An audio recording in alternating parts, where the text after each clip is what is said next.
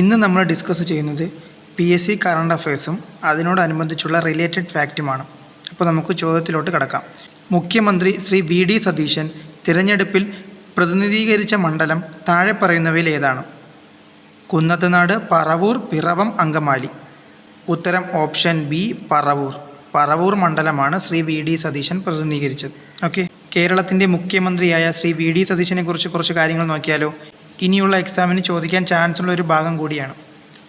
മുഖ്യമന്ത്രി ശ്രീ VD സതീശൻ കേരളത്തിൻ്റെ 24ാമത് മുഖ്യമന്ത്രിയാണ്. കേരളത്തിൻ്റെ 24ാമത് മുഖ്യമന്ത്രിയാണ്. എന്നാൽ കേരളത്തിൻ്റെ മുഖ്യമന്ത്രി പദവിയിലെത്തുന്ന എത്രാമത്തെ വ്യക്തിയാണ് VD സതീശൻ? അത് 13ആണ്. എത്രാമത്തെ വ്യക്തിയാണെന്ന് വെച്ചാൽ 13ാമത്തെ വ്യക്തിയും കേരളത്തിൻ്റെ 24ാമത്തെ മുഖ്യമന്ത്രി. അദ്ദേഹം 35ഓളം വകുപ്പുകൾ കൈകാര്യം ചെയ്യുന്നുണ്ടെങ്കിലും പ്രധാനപ്പെട്ട വകുപ്പുകൾ ഏതൊക്കെയാണ്? ധനകാര്യം, നിയമം, തുറമുഖം, പൊതുഭരണം. ഏതൊക്കെയാണ്? ധനകാര്യം, നിയമം, തുറമുഖം, പൊതുഭരണം. ഇപ്പോൾ എത്രാമത്തെ കേരള നിയമസഭയാണ്? 16ാമത് കേരള നിയമസഭയാണ്. നമ്മൾ എന്തൊക്കെ കാര്യം പഠിച്ചു? കേരളത്തിൻ്റെ 24ാമത് മുഖ്യമന്ത്രി. കേരളത്തിൻ്റെ മുഖ്യമന്ത്രി പദവിയിലെത്തുന്ന എത്രാമത് വ്യക്തിയാണ് VD സതീശൻ? 13ാമത് വ്യക്തി. ധനകാര്യം, നിയമം, തുറമുഖം, പൊതുഭരണം എന്നീ വകുപ്പുകൾ VD സതീശൻ കൈകാര്യം ചെയ്യുന്നുണ്ട്. 16ാമത് കേരള നിയമസഭ. അപ്പോൾ നമുക്ക് ഈ ഒരു ചോദ്യം നോക്കിയാലോ. ഇതിന് ഉത്തരം പറയാൻ പറ്റുന്നുണ്ടോ എന്ന് നോക്കണേ. സംസ്ഥാന തുറമുഖ വകുപ്പ് മന്ത്രി ആരാണ്? അപ്പോൾ നമ്മൾ പഠിച്ചു ആരാണ്? ശ്രീ VD സതീശനാണ് സംസ്ഥാന തുറമുഖ വകുപ്പ് മന്ത്രി. ഓക്കെ. അടുത്തിടെ ഡോക്ടർ സൈറസ് പൂനവാല 167.2 കോടി രൂപയ്ക്ക് സ്വന്തമാക്കിയ വിഖ്യാതമായ പെയിൻറ്റിങ് ഏതാണ്? അടുത്തിടെ ഡോക്ടർ സൈറസ് പൂനവാല 167.2 കോടി രൂപയ്ക്ക് സ്വന്തമാക്കിയ വിഖ്യാതമായ പെയിൻറ്റിങ് ഏതാണ്? യശോദയും കൃഷ്ണനും. യശോദയും കൃഷ്ണനും. അപ്പോൾ നമുക്ക് യശോദയും കൃഷ്ണനെ പറ്റി കൂടുതലൊന്ന് നോക്കിയാലോ. യശോദയും കൃഷ്ണനും കിട്ടിയത് 167.2 കോടി രൂപയ്ക്കാണ്. രാജാ രവിവർമ്മ ചിത്രമാണ്. രാജാ രവിവർമ്മയുടെ ചിത്രത്തിന് ഇന്ത്യൻ ലേല വിപണിയിൽ റെക്കോർഡ് വില. പ്രശസ്തമായ യശോദയും കൃഷ്ണനും 167.2 കോടി രൂപയ്ക്കാണ് വിറ്റുപോയത്. ഇന്ത്യയിൽ ലേലത്തിൽ ഒരു ചിത്രത്തിന് ലഭിക്കുന്ന ഏറ്റവും ഉയർന്ന തുക കൂടിയാണ് യശോദയും കൃഷ്ണനും. സൈറസ് പൂനാവാലയാണ് ചിത്രം വാങ്ങിയത്. പറയുന്നത് സൈറസ് പൂനാവാലയാണ് ഈ ചിത്രം വാങ്ങിയത്. ഇനി നമ്മൾ ഒന്ന് ഓർത്തിരിക്കേണ്ടത്, കേരളത്തിൽ കിളിമാനൂർ കൊട്ടാരത്തിൽ 1848 രവിവർമ്മ ജനിച്ചത്. അപ്പോൾ എവിടെയാണ്? കിളിമാനൂർ കൊട്ടാരത്തിൽ 1848 രവിവർമ്മ ജനിച്ചത്. ഇതിനു മുമ്പ് ഏത് ചിത്രമായിരുന്നു റെക്കോർഡ് തുകയ്ക്ക് വിറ്റുപോയത്? MF ഹുസൈൻ്റെ ഗ്രാം യാത്ര എന്ന ചിത്രത്തിനായിരുന്നു ഇന്ത്യയിൽ ലേലത്തിൽ നേരത്തെ ഏറ്റവും ഉയർന്ന തുക ലഭിച്ചിരുന്നത്.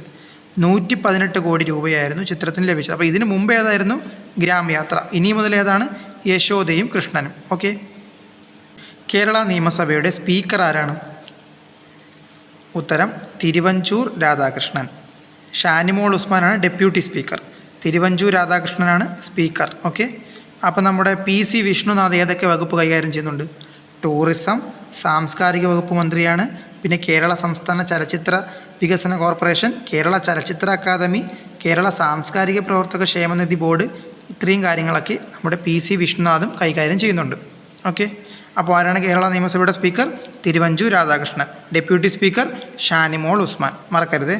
അപ്പോൾ നമുക്ക് തിരുവഞ്ചൂർ രാധാകൃഷ്ണനെ പറ്റി ഒന്ന് നോക്കിയാലോ. തിരുവഞ്ചൂർ രാധാകൃഷ്ണൻ കേരള നിയമസഭയുടെ സ്പീക്കർ. 2026 സ്പീക്കർ തിരഞ്ഞെടുപ്പിൽ തിരുവഞ്ചൂർ രാധാകൃഷ്ണൻ എത്ര വോട്ടുകൾ നേടിയാണ് വിജയിച്ചത്? 101 വോട്ടുകൾ നേടി വിജയിച്ചു. എത്രയാണ്? 101 വോട്ടുകൾ നേടി വിജയിച്ചു. ഓക്കെ അല്ലേ? 101 വോട്ടുകൾ നേടി വിജയിച്ചു. 23ാമത് വ്യക്തിയാണ് ഈ സ്പീക്കറാകുന്ന 23ാമത് വ്യക്തി കൂടിയാണ്. ആരാണ്? നമ്മുടെ തിരുവഞ്ചൂർ രാധാകൃഷ്ണൻ. അദ്ദേഹം കോട്ടയത്തെ MLA ആണ്. കോട്ടയം മണ്ഡലത്തെയാണ് പ്രതിനിധീകരിച്ച് വന്നിട്ടുള്ളത്. കേരള നിയമസഭയിൽ കൂടുതൽ കാലം സ്പീക്കറായിട്ട് ഇരുന്നിട്ടുള്ളത് ആരാണ്?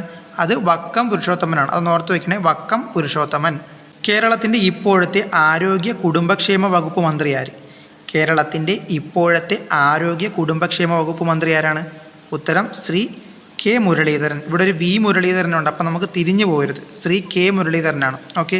K മുരളീധരനും V മുരളീധരനും തമ്മിൽ തിരിഞ്ഞു പോകരുത്. കരുണാകരൻ്റെ മകൻ മുരളീധരൻ. അപ്പം നമുക്കങ്ങനെ K അത് വെച്ച് റിലേറ്റ് ചെയ്യാൻ പറ്റും. ഓക്കെ അല്ലേ? K മുരളീധരൻ വട്ടിയൂർക്കാവ് മണ്ഡലം, തിരുവനന്തപുരം ജില്ല. കൈകാര്യം ചെയ്യുന്ന വകുപ്പുകൾ ഏതൊക്കെയാണ്? ആരോഗ്യം, കുടുംബക്ഷേമം, മെഡിക്കൽ വിദ്യാഭ്യാസം, ആയുഷ്, ഡ്രഗ്സ് കൺട്രോൾ, ഭക്ഷ്യസുരക്ഷ, ദേവസ്വം. അപ്പോൾ ഏതൊക്കെയാണ്? ആരോഗ്യം, കുടുംബക്ഷേമം, മെഡിക്കൽ വിദ്യാഭ്യാസം, ആയുഷ്, ഡ്രഗ്സ് കൺട്രോൾ, ഭക്ഷ്യസുരക്ഷ, ദേവസ്വം. ഓക്കെ അല്ലേ? 2025 ഒക്ടോബറിൽ കേരളം പോളിയോ നിർമ്മാർജ്ജനത്തിനായി പൾസ് പോളിയോ പ്രതിരോധ കുത്തിവയ്പ് ഡ്രൈവ് സംഘടിപ്പിച്ചു. ഈ ഡ്രൈവിൽ 5 വയസ്സിന് താഴെയുള്ള എത്ര കുട്ടികളാണ് ലക്ഷ്യമിട്ടത്? 21 ലക്ഷം. ഓക്കെ. 2025 ഒക്ടോബറിൽ കുട്ടികളുടെ ചുമ മരുന്നുകളുടെ ഉപയോഗം സംബന്ധിച്ച് പഠിക്കാൻ ഒരു വിദഗ്ധ സമിതിയെ കേരള സർക്കാർ നിയോഗിച്ചു. ഈ സമിതിയുടെ റിപ്പോർട്ട് പ്രകാരം താഴെ പറയുന്നവയിൽ ഏത് മരുന്നാണ് സംസ്ഥാനത്ത് നിരോധിച്ചത്? അപ്പോൾ എന്താണ് 2025 ഒക്ടോബറിൽ കുട്ടികളുടെ ചുമ മരുന്നുകളുടെ ഉപയോഗം സംബന്ധിച്ച് പഠിക്കാൻ ഒരു വിദഗ്ധ സമിതിയെ കേരള സർക്കാർ നിയോഗിച്ചു. ഈ സമിതിയുടെ റിപ്പോർട്ട് പ്രകാരം താഴെ പറയുന്നവയിൽ ഏത് മരുന്നാണ് സംസ്ഥാനത്ത് നിരോധിച്ചത്? ഉത്തരം കോൾഡ്രിഫ് സിറപ്പാണ്. കോൾഡ്രിഫ് സിറപ്പാണ് സംസ്ഥാനത്ത് നിരോധിച്ചത്. അപ്പോൾ അതിൻ്റെ ഒരു പത്ര കട്ടിക്ക് നോക്കാം. ചുമ മരുന്ന് കോൾഡ്രിഫ് സിറപ്പ് കേരളത്തിലും നിരോധിച്ചു. ഓക്കെ. വീഡിയോ ഇഷ്ടപ്പെട്ട ലൈക്ക് കൂടെ ചെയ്യാൻ മറക്കരുതേ. 2025 ഒക്ടോബറിൽ കേരളത്തിൽ അമീബിക് മസ്തിഷ്ക ജ്വരം ബാധിച്ച് 1.5 മാസത്തിനിടെ 14 മരണങ്ങൾ റിപ്പോർട്ട് ചെയ്യപ്പെട്ടു. താഴെ പറയുന്നവയിൽ ഏത് അമീബയാണ് ഈ രോഗത്തിന് കാരണമാകുന്നത്? ഉത്തരം നെഗ്ലേറിയ ഫൗലേറി. അപ്പോൾ എന്താണ് നെഗ്ലേറിയ ഫൗലേറി? അപ്പോൾ അതിൻ്റെ ഒരു പത്ര കട്ടിങ് കൂടെ നോക്കിയാലോ. മസ്തിഷ്ക ജ്വരം പടരുന്നത് അമീബ വകഭേദം. അപ്പോൾ അതിൽ പറയുന്നത് അമീബ വകഭേദത്തെ പറ്റിയാണ്. മസ്തിഷ്ക ജ്വരം പടരുന്നത് അമീബ വകഭേദം. തലച്ചോർ തീനി എന്നറിയപ്പെടുന്ന നെഗ്ലേറിയ ഫൗലേരി. അപ്പോൾ എന്താണ് തലച്ചോർ തീനി എന്നറിയപ്പെടുന്ന നെഗ്ലേറിയ ഫൗലേരിയാണ് അമീബിക് മസ്തിഷ്ക ജ്വരത്തിന് കാരണമാകുന്നത്. ഓക്കെ അല്ലേ? അടുത്തൊരു ചോദ്യം. 2025 ഒക്ടോബറിൽ മലപ്പുറത്ത് റിപ്പോർട്ട് ചെയ്യപ്പെട്ട എംപോക്സ് ക്ലേഡ് 1 സ്ട്രെയിനിൻ്റെ ആദ്യ കേസ് ഇന്ത്യയിൽ എവിടെ നിന്നുള്ള യാത്രക്കാരനാണ്? ഉത്തരം UAE. ഓക്കെ. അടുത്തൊരു ചോദ്യം. ഏതൊക്കെ ആഗോള ബഹിരാകാശ ഏജൻസികളുടെ സംയുക്ത ദൗത്യമാണ് നിസാർ? ഏതൊക്കെ ആഗോള ബഹിരാകാശ ഏജൻസികളുടെ സംയുക്ത ദൗത്യമാണ് നിസാർ? നാസയും ISROയും കൂടെ ചേർന്നുള്ളതാണ്. ഓക്കെ. ഒന്ന് ഓർത്ത് വയ്ക്കണേ. അപ്പോൾ നിസാറിനെ കുറിച്ചുള്ള 1-2 ക്വസ്റ്റ്യൻ കൊണ്ട് ചെയ്ത് നോക്കിയാലോ. The full form of NISAR, the satellite launched by ISRO on July 13, 2025 is. അപ്പോൾ എന്താണ് നിസാറിൻ്റെ ഫുൾ ഫോം എന്തെന്നാണ് ചോദിക്കണം. അപ്പോൾ ഏതാണ്? NASA ISRO synthetic aperture radar. അപ്പോൾ ഇന്ന് ഓർത്ത് വയ്ക്കണം. ഇനി എന്തായാലും എക്സാമിന് ചോദിക്കും. നിസാറിൻ്റെ ഫുൾ ഫോം എന്താണ്? NASA ISRO synthetic aperture radar. അപ്പോൾ എന്നാണ് ഇത് ലോഞ്ച് ചെയ്തത്? July 30, 2025. അപ്പോൾ അതും കൂടെ ഓർത്ത് വയ്ക്കണം. July 30, 2025. അടുത്തൊരു ചോദ്യം. The Nisar mission is A joint earth observing satellite mission between which 2 space agencies? നമ്മൾ പഠിച്ചു ഏതൊക്കെ തമ്മിലാണ്? NASA and ISRO. ഇന്ത്യയുടെ ആദ്യ സൂര്യപഠന ദൗത്യം. ഇന്ത്യയുടെ ആദ്യ സൂര്യപഠന ദൗത്യം ഏതാണ്? ആദിത്യ L1. ഇന്ത്യയുടെ ആദ്യ സൂര്യപഠന ദൗത്യം ഏതാണ്? ആദിത്യ L1. അടുത്തൊരു ചോദ്യം. സൂര്യനെക്കുറിച്ച് പഠിക്കുവാൻ ISRO വിക്ഷേപിച്ച ബഹിരാകാശ പേടകം ഏതാണ്? സൂര്യനെക്കുറിച്ച് പഠിക്കുവാൻ ISRO വിക്ഷേപിച്ച ബഹിരാകാശ പേടകം ഏതാണ്? അത് ആദിത്യ L1 ആണ് കേട്ടോ. ആദിത്യ L1. അപ്പോൾ ഒരു കാര്യം കൂടെ നമ്മൾ നോട്ട് ചെയ്യണം. കൃത്രിമ ഉപഗ്രഹമായ ആദിത്യ L1 വിക്ഷേപിച്ച വാഹനം ഏതാണ്? അതും കൂടെ ഒന്ന് നോട്ട് ചെയ്യണേ. കൃത്രിമ ഉപഗ്രഹമായ ആദിത്യ L1 വിക്ഷേപിച്ച വാഹനം ഏതാണ്? PSLV C-57. PSLV C-57 ആണ് ആദിത്യ L1 വിക്ഷേപിച്ച വാഹനം. എന്നാണ് വിക്ഷേപിച്ചത്? 2023 സെപ്റ്റംബർ 2 കേട്ടോ. അതും കൂടെ ഒന്ന് നോട്ട് ചെയ്ത് വയ്ക്കണം. 2023 സെപ്റ്റംബർ 2 വിക്ഷേപിച്ചു. എന്താണ് വിക്ഷേപിച്ച വാഹനം ഏതാണ്? PSLV C-57. ഓക്കെ അല്ലേ? അടുത്തൊരു ചോദ്യം. കൊക്കെയിൻ ആസക്തി ചികിത്സിക്കുന്നതിനുള്ള വാക്സിൻ പുറത്തിറക്കിയ രാജ്യം? കൊക്കെയിൻ ആസക്തി ചികിത്സിക്കുന്നതിനുള്ള വാക്സിൻ പുറത്തിറക്കിയ രാജ്യം ബ്രസീലാണ്. ഉത്തരം ബ്രസീൽ. ISROയുടെ പുതിയ ചെയർമാൻ ആര്? ISROയുടെ പുതിയ ചെയർമാൻ ആരാണ്? ഉത്തരം ഡോക്ടർ V നാരായണനാണ്. ISROയുടെ 11ാമത് ചെയർമാൻ കൂടിയാണ്. എത്രാമതാണ്? 11ാമത്തെ ചെയർമാൻ കൂടിയാണ്. അപ്പോൾ ISROയുടെ മുൻപത്തെ ചെയർമാൻ ആരാണ്? അത് S സോമനാഥാണ്. 10ാമത്തെ ചെയർമാനായ S സോമനാഥാണ് ഡോക്ടർ V നാരായണന് മുൻപുള്ള ISRO ചെയർമാൻ. അദ്ദേഹം മലയാളി കൂടിയാണ്. അപ്പോൾ ഇപ്പോഴത്തെ പുതിയ ചെയർമാൻ ആരാണ്? അത് ഡോക്ടർ V നാരായണൻ. 11ാമത്തെ ISRO chairman doctor V Narayanan. ലഹരിക്കെതിരെ പോരാടാനായി ആഭ്യന്തരമന്ത്രി രമേശ് ചെന്നിത്തലയുടെ നേതൃത്വത്തിൽ നടപ്പിലാക്കിയ നൂതന പരിപാടി ഏത്?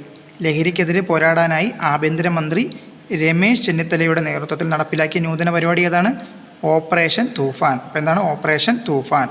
മഹാത്മാഗാന്ധി സർവകലാശാല ഈ അടുത്ത കാലത്ത് ഡീലിറ്റ് ബിരുദം നൽകി ആദരിച്ച സിനിമാ താരം ആര്?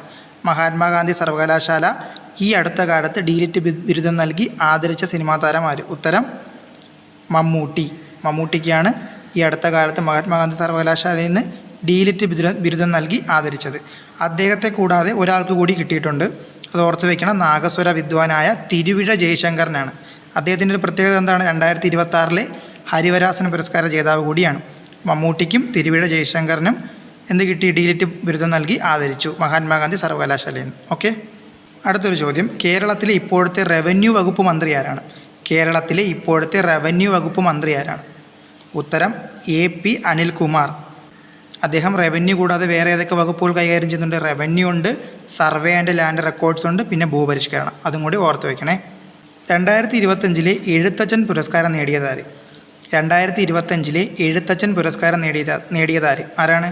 ഉത്തരം KG ശങ്കരപ്പിള്ള. KG ശങ്കരപ്പിള്ളയാണ് 2025 എഴുത്തച്ഛൻ പുരസ്കാരം നേടിയത്. ഓക്കെ, 2025 എഴുത്തച്ഛൻ പുരസ്കാരം ആർക്ക് ലഭിച്ചു? KG ശങ്കരപ്പിള്ളയ്ക്ക് ലഭിച്ചു.